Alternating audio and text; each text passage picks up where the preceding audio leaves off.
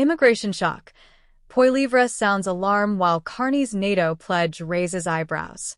Following Canada's snap federal election on April 28, 2025, the national conversation has been dominated by two dramatically different visions for the country, those of Prime Minister Mark Carney and Conservative leader Pierre Poilievre.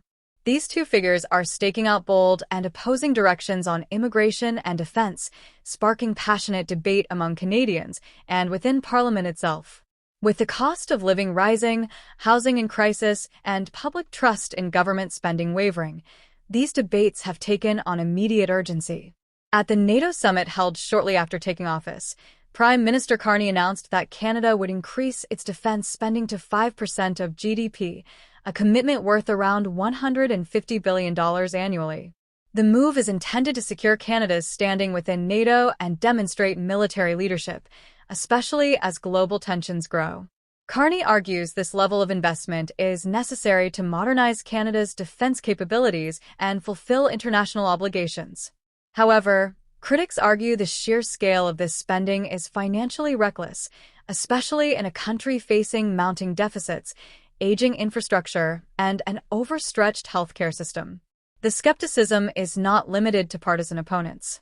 Many defense experts and civil servants have raised concerns about Canada's ability to absorb such rapid increases in military spending. The Department of National Defense already struggles with recruitment shortfalls, delayed procurement processes, and operational inefficiencies. Critics say that without major reforms, much of this funding could be wasted or delayed in bureaucracy. Carney has offered few specifics about how this spending will be financed, leading to fears of increased borrowing, higher taxes, or cuts to vital social programs. In contrast, Pierre Poilievre has chosen to focus on immigration, arguing that Canada is bringing in far more people than its infrastructure can support. He has called for a major reduction in immigration levels, potentially even negative net migration for a time, until the country can catch up in areas like housing, employment, and healthcare services. Poilievre's message is simple. It is not compassionate to bring people into a country that is unable to offer them a decent quality of life. He insists that immigration must be tied directly to Canada's capacity to absorb new arrivals, not based on ideology or international expectations. This argument gained traction in light of recent data showing a nearly 300% rise in asylum claims over the past 4 years. While some claimants are legitimate refugees escaping persecution, the sheer volume of applications has led to concerns about abuse of the system.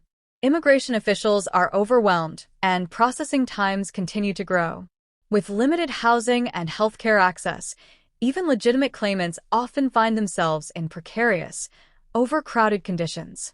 Poilievre argues this is not just unfair to Canadians, it's a broken promise to newcomers themselves. The housing market reflects the broader pressure on infrastructure. Developers across Ontario and other provinces are warning of an impending slowdown, with project cancellations and layoffs likely unless building costs are reduced. Many home builders are reporting the worst construction conditions in decades. As demand continues to outpace supply, affordability remains out of reach for many families.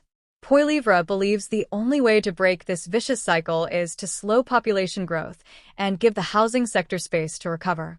Otherwise, he warns, both immigrants and citizens will suffer the consequences of overloaded systems. In this context, comparisons to other countries are being raised. Portugal recently announced that it would double its residency requirement to 10 years for most foreign applicants before granting citizenship. While Canada has traditionally been generous in its immigration policies, many now wonder whether it's time to prioritize long-term stability over short-term intake numbers.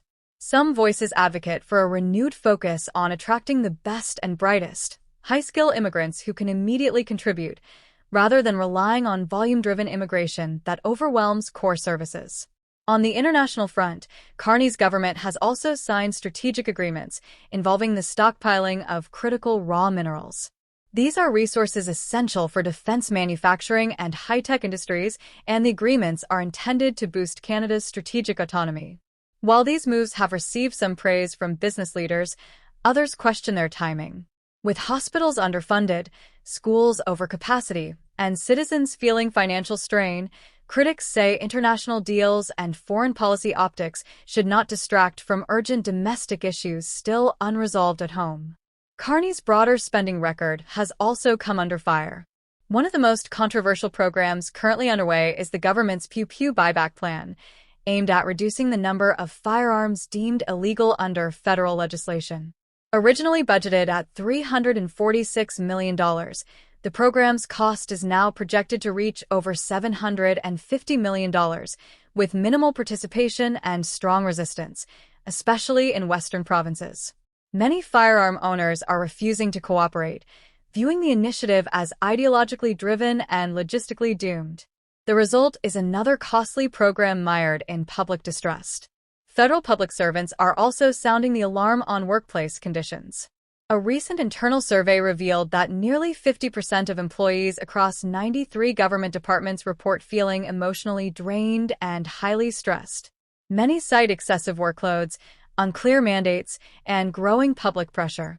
These challenges raise concerns about the government's capacity to deliver on any of its promises, foreign or domestic, without first stabilizing the public service itself. Dysfunction and burnout within government only reinforce public skepticism. Canada Post offers another example of a system in crisis. Facing losses projected to surpass $1 billion annually, the Postal Service is becoming increasingly unsustainable. Despite recent postage hikes, many believe the corporation requires a total structural overhaul to survive in the digital age.